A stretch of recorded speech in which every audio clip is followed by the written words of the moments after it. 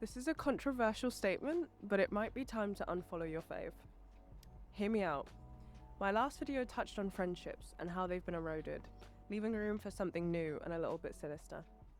In this video, I'm going to be exploring how celebrity culture and parasocial relationships came to fill the friend-shaped gap for many, and the potentially dangerous outcomes for us, as well as the celebrities and influencers when things go too far. Now I'm going to dive right in. A celebrity who's infamously known for hating her fans is Doja Cat.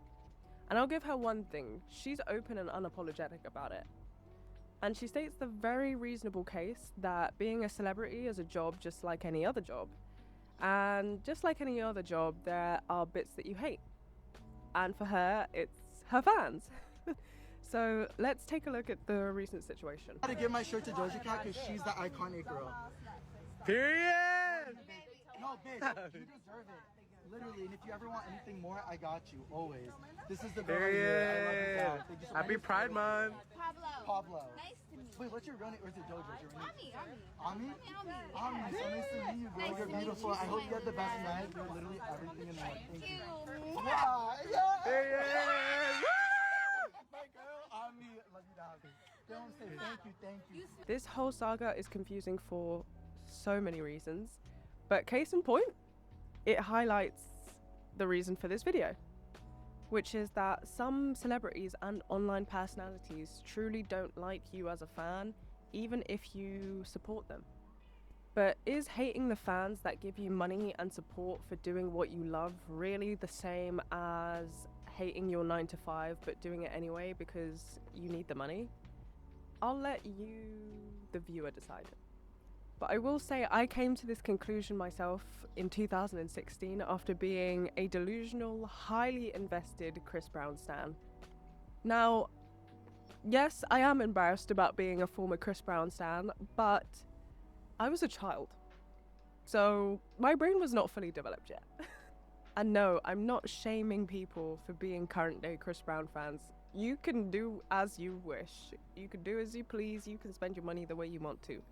This is just my experience. No longer being a stan truly freed me, allowing me to reprioritize the way I invest my money, but more importantly, the way I reinvested my energy back to myself. The day I unfollowed The Shade Room, a really popular celebrity gossip page, as well as almost every public figure, I still like the fashion influencers who don't sell anything and just wear clothes for the inspo. But other than that, I felt so relieved. It was weird at first. My social media was so dry. I was getting to the end of my feed. All I was seeing was people I know, which isn't a bad thing. That's kind of like living in reality, isn't it? But it was the best thing that I ever did, because the last straws for me, one, the peak of Will Smith and family drama, and two, the constant escalation of Kanye West's unhinged antics. And from that moment, I stuck to only following people I know. It's been so peaceful ever since. Who would have thought such a small change would make such a big difference? And I think more people have definitely woken up to it. There's a definite shift in the way people feel about celebrity worship. But at the same time, it also feels like there's this divide and some people are in deeper than ever before, spending hours of each day obsessing over people they'll never meet, or only meeting in a brief way, usually nothing meaningful, following their every move on social media, buying anything they endorse, even if it's at their own expense, creating cult-like loyalties with real emotional attachments behind them, similar to those usually reserved for friends and family, aka the parasocial relationship. A one-sided relationship, usually with a celebrity, but in the internet age, it can be anyone. Now, this would be somewhat harmless if idols had altruistic motivations and intent, but living in reality, it's important to see things objectively and truly understand motivations. The saying, never meet your idol, exists for a reason. The truth is, celebrity culture thrives off of creating these one sided relationships that feel real but aren't. This has been made even more powerful by social media, giving us glimpses into the lives of the rich, famous, and successful like never before. You see their routine, you hear their every thought, and you feel connected. And of course, you do. They're human, and we all bleed. But there's a catch. While you know everything about them, they don't even know you exist. And I don't blame them. It's beyond human ability to create meaningful connections with millions of people. But who's to blame and who benefits from this? And most importantly, why do fans become so emotionally attached? And I mean beyond the regular behavior of buying a piece of merch or a concert ticket. Well, here's the sciencey part. Parasocial relationships are formed through repeated exposure, such as watching somebody's story day after day. Just like any other habit, your brain subconsciously processes these interactions similar to that of a friendship. The dopamine hit you get when your fave posts is neurologically triggering the same receptors to seeing a friend. Okay, so daily habits, brain magic, cool. But why are we so drawn to these fake friendships and not obsessed with people in real life? Well, here's that brain magic again. Our fascination isn't random, it's built on basic human psychology. We're naturally curious about others, especially those who seem more successful and beautiful. It inspires us, drives us, and gives us something to strive for. But that's where the sinister part comes in. Media companies understood this curiosity, understood the human psyche, and turned it into a business model. The Chris Brown photo shoots are the first thing that come to mind. I have never seen a celebrity commit to the bit this much. And I applaud you, sir, because he's making serious money. Like, he charges a good penny for those photo shoots. I don't know if it's like something like 1,000, but I know it's 6 penny. And the girls are eating that up. He is truly feeding the parasocial relationship because he understands what they want. They want the Chris Brown girlfriend experience. And they're getting it. Oh, they're getting it. I can only imagine they will keep those pictures for eternity. And Sydney Sweeney was also given the side eye for selling soap that had a little bit of her bathwater in to what the internet dubbed as creeps, directly playing into the parasocial relationship, pulling in an audience to achieve the most profitable outcome, and it worked. It sold out. But let's be real, there's no way she'd want to meet anyone who bought that product. If anything, I think she would look down on anyone that bought that product. And they know this, but they buy it anyway. Because the PR and marketing is just that good that it keeps the fans emotionally invested. Fun fact, modern day PR and marketing originated from propaganda.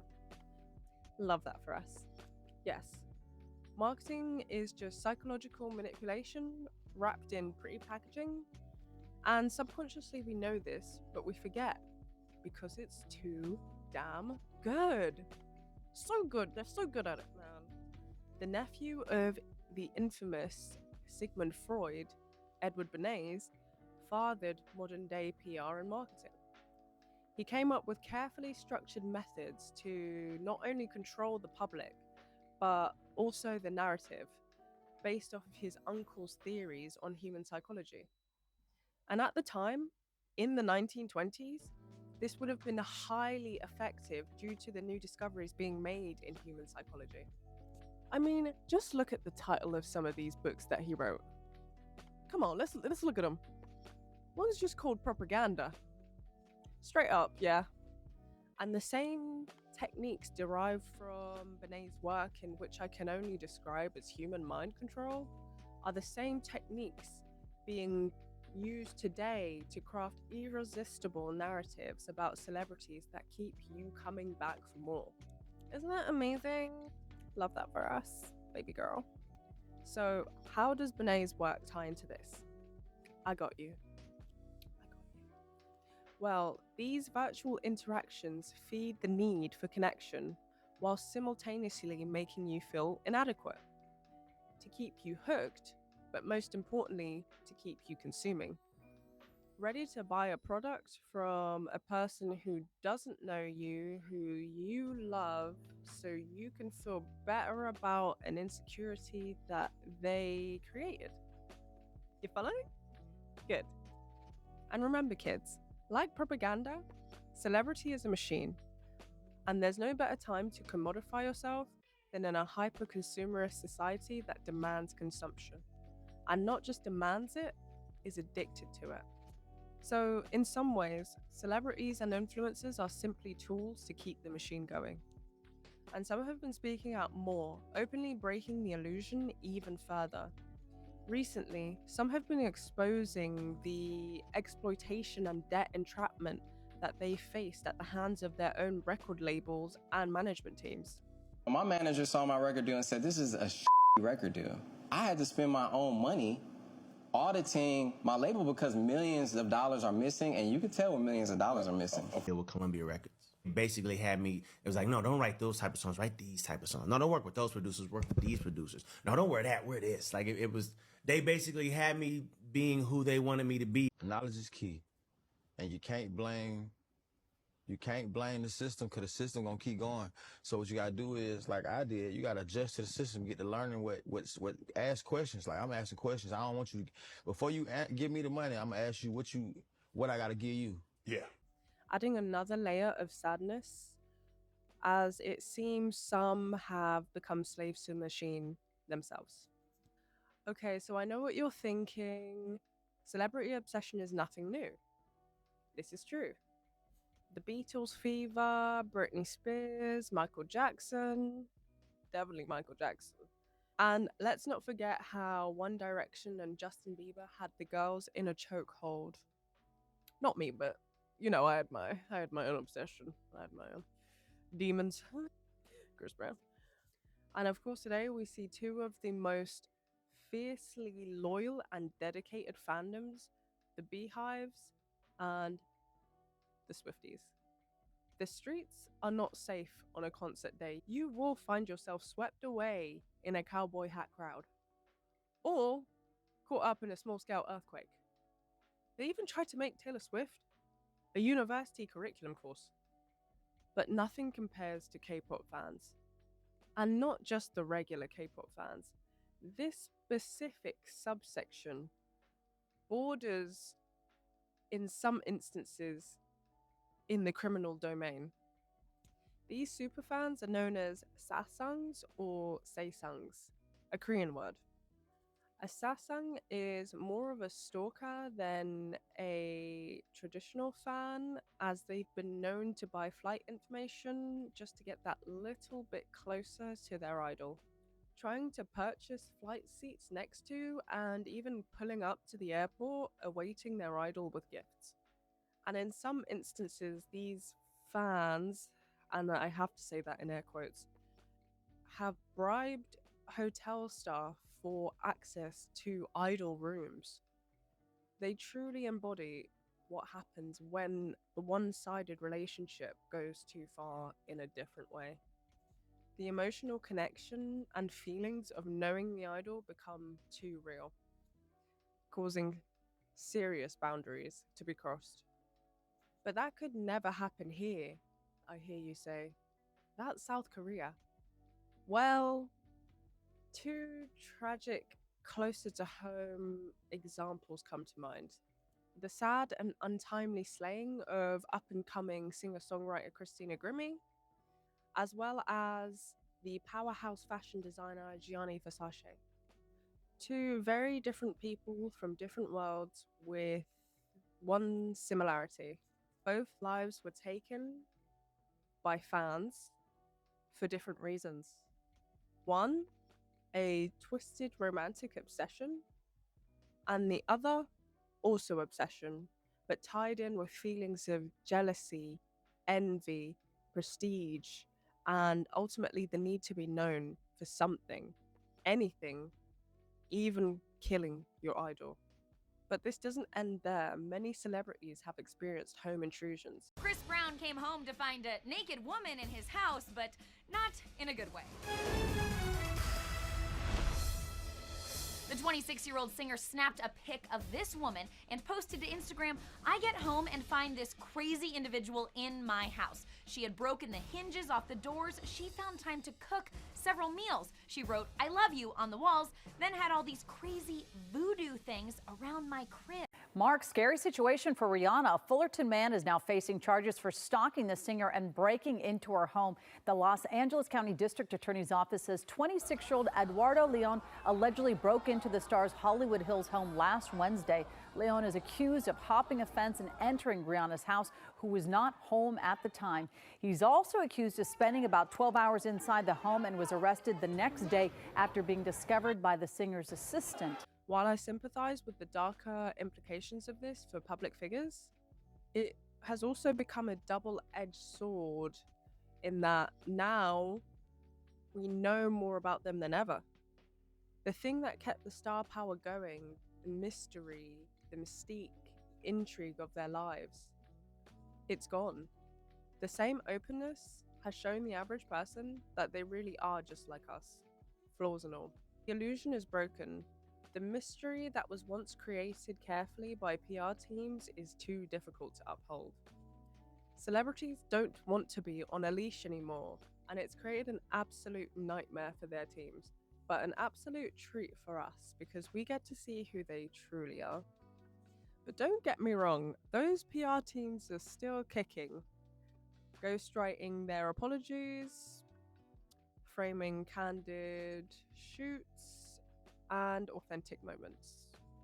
Hailey Bieber doing fake candid pat pics is kind of ironic considering her husband's relationship with the paparazzi. I'm a dad, I'm a husband. You're not getting it, it's not clocking to you. It's not clocking to you that I'm standing on business, is it? We're on the sidewalk, I don't give a if you're on the sidewalk. I'm a human being, you're standing around my car. At the beach. I mean, always, but especially right now. But hey, that lip gloss isn't gonna sell itself now, is it? Now remember how I said that public figures are a tool for the machine? Well, the machine just got a new software upgrade. In the form of, you guessed it, AI. AI. AI. I'm tired of AI, man. I'm tired. I'm tired, Grandpa. I'm tired. 2 letters we are all tired of hearing. I worked in an AI lab for almost a year. I'm very tired. I am so tired of AI. AI influencers? Why is that thing? AI influencers are already and have already been appearing on social media, gathering real followers and making big money. For the corporations, of course, not for you. And I'll be honest, one of the hyper-realistic ones even fooled me. They got me. But this was probably a year or 2 ago. A literal fake-ass bitch had me shook. She had me shook, y'all. She had me. Oh my god, my self-esteem dropped so quick. But that's a me problem. My self-esteem shouldn't be so easily knocked. I was so relieved when I realized she was AI because I couldn't believe that somebody could look that perfect. And so I blocked that hoe. That's right, I blocked her. And any content similar, as should you and everybody else. Block. Immediately. And this has become even more prominent with the newest batch of AI influencers who genuinely have been fooling people with their vlogs. 8, step 1, don't be dumb like me and glue your eyeballs shut. Use the damn mirror, not your front cam. Step 2, pray. These tweezers do not got my back today. Hey, hold up. PERD. That's 1 cluster down, 39 to go. I'm basically a licensed esthetician now. Y'all see the vision? I look like a tired fairy, a sexy one. Y'all. Like, why does everybody think I'm AI? That's so crazy.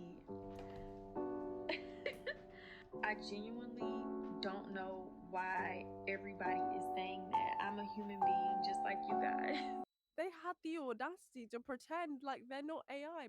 We see your AI. We see you. We see you. These virtual influencers never age, never have scandals, unless they want them to. Don't forget, scandal sells. What do they say? There's no bad publicity. That's right. They blur the line between reality and fiction in ways we've never seen before. And the worst part of all, it completely removes the human element, stripping art of its soul and the beauty of those small imperfections that make us unique. Now the corporate PR machine has full control over the public figure. And they don't even have to pay them. Lining their pockets even further, I always had faith that humanity would reject this nonsense. But I'm gonna be real. People are genuinely connecting with these things. And it's scary. So it leads me to believe that there is a subsection of people who welcome this with open arms. And it really does creep me out. It's creepy. It's not right. Oh, this is not a solution. No, a solution should not cause this many more problems. Delete. But what's worse is that now they'll have all the data they need to perfect this emotional manipulation, making it more difficult than ever to break free of the parasocial relationship. Because now it's not just a random piece of code developed by a team of PR and marketing people. Now it's the data you've directly fed it yourself. It knows you. And the more advanced this becomes, the more AI begins to break free and do things we can't predict. AI is learning to escape human control. That's the very scary headline I saw in the Wall Street Journal.